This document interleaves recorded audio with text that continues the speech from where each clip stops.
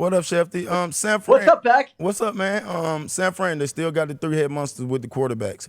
They say Purdy is ready to go. Do you think the younger boy will get traded before camp, or do you think they're going to stick with all three of them? No, here's the thing. There really was never a lot of interest in Trey Lance. For what they gave up and what they get back, which is not very much at all, it doesn't make sense to trade him. There was no trade market, and Kyle Shanahan has said that they didn't have any trade talks with teams. He's not going there. He's not going anywhere right now. He's there. Now, I will say this. Sam Darnold signed with the 49ers on the first day of free agency. And if there's a player signing with the team on the first day, that tells you that the team really liked that guy. And they really did like Sam Darnold. He was looking at a couple of different options. He chose the 49ers. But let's also be very clear that Brock Purdy, if he's healthy, he's the guy on opening day. He's the starting quarterback. He's the number one. If he's not, if for some reason he can't go, we'll see how Darnold and Trey Lance do in camp this summer. My guess would be Darnold has a chance to really shine and excel, but there's a lot of preseason football left for those two guys to distinguish themselves. So Trey Lance never get on the field. We never get to see what he can do, really, because he only played, 3 or 4 games? In San Francisco, I would say this. I would think that, look, Brock Purdy is the one, if healthy. And I think going into camp, Sam Darnold, I think, has the edge going into camp. But by the way, Trey Lance could play great. He worked over the summer with Mahomes, and I heard he's made tremendous I'm anxious to see how much he's improved and whether he can make that jump. Let's see it. Yeah, we all are. I think, the Trey Lance story is so fascinating, and obviously you're on top of all of it that draft day, like we potentially were as well for that one time in the history of our entire show's existence. Them trading up, moving the future, trading up to 3, and then allegedly there being a little bit of a conflict between who wanted what and who wanted what. I don't think that's right. I'm just telling you, they traded up. They traded up with the idea that they loved Mac Jones.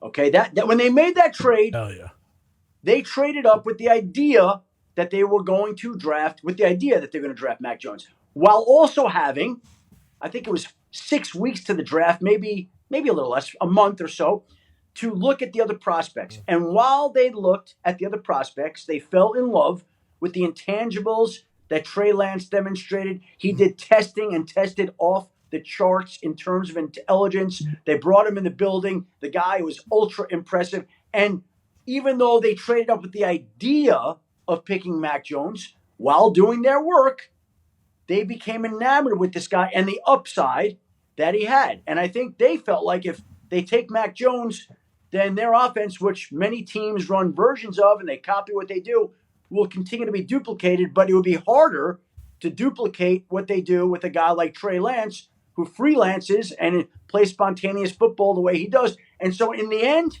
they went for the guy with the bigger upside, a guy that had great intangibles, and they went for Trey Lance. But I'm telling you, when they made the deal, the motivation initially was Mac Jones. Yeah, in their eyes, the bigger upside, which is fascinating. And I guess you could see how the narrative that they were split on that decision could come because somebody who might not have chatted with one side for like a couple months, like heard this person wanted Mac Jones. Like everybody's saying Shanahan wanted Mac Jones and Lynch wanted Trey Lance. Yes. And Lynch. Well, let me say this. They could be split. They could have all these people. They could have all the people they want with all the opinions.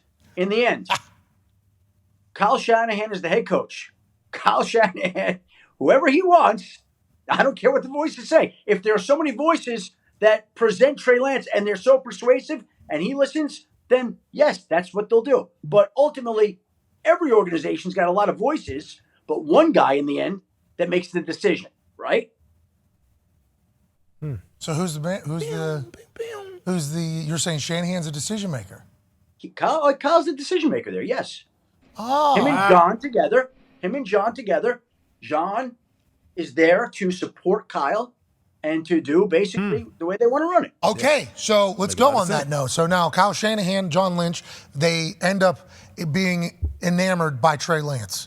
So now do you think they have enough pride, I guess they would have to at this stage, to be able to say, you know what, we don't have to get a look at this guy that caused quite a stir, quite a conversation, the way we traded, the move that was made. We were initially on this guy. We traded the future of the organization on this guy, and then we fell in love with this guy more doing this whole thing. Don't you think at some point they're going to want to look at that, like get an actual, like were we right? Like I think for like, Madden games, players don't have like emotions or egos or pride or any of those things. No.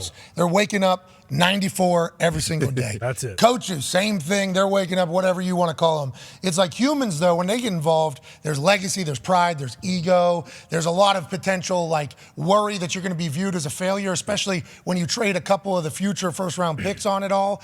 They can move past not really getting an actual look at Trey Lance, or do they view that they've already kind of gotten a good, thorough look at what Trey Lance is, and they just have decided?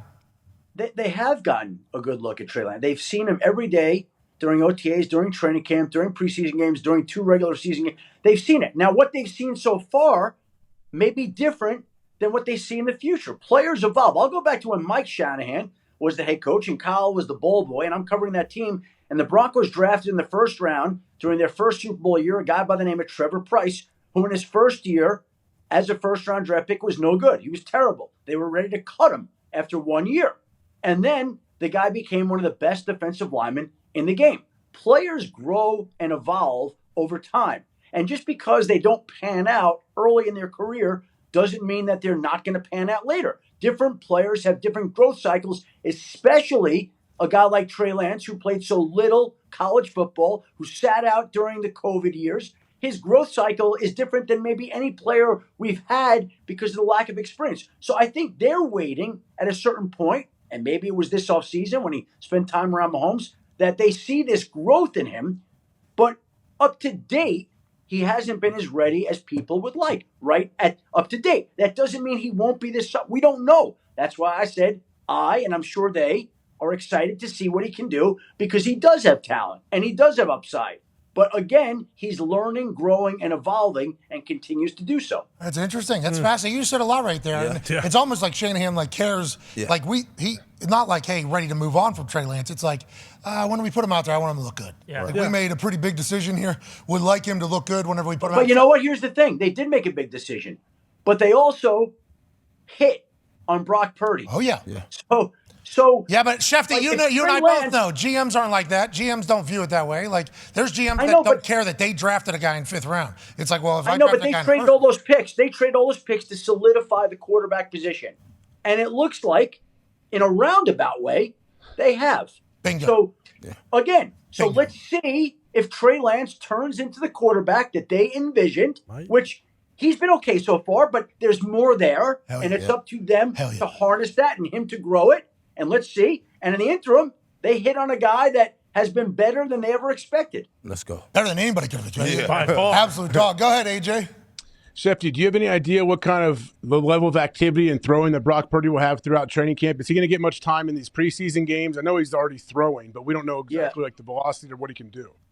It's all been charted and planned. Like they have a whole game plan for him, and I don't know the specific game plan for the summer, whether I'm sure he won't be throwing every day. Like whatever the doctors have prescribed to them in terms of what is necessary for that recovery. But, they're optimistic, but don't know that he'll be ready for opening day. But there's still a whole way to go. There's a whole plan that's in place. You know how these coaches plan out all their practices for all the training camp? Well, there's a Brock Purdy plan too, probably, right? Like you just lay it out. I don't know the specifics of it, but everything that he does is going to be closely monitored all summer long. That's awesome to hear, and that's very, modus operandi. That's modus operandi. Yep. That is standard operating procedure for pretty much everything. Physical therapists put together a plan. You're throwing 7 balls here. Yep. You're doing this here. You're doing this here. Has he checked all the boxes? We assume he has. They said everything's going so far. good. Okay, good so far. Hey, that's pretty good. Hey, that's pretty good. Yeah, Purdy.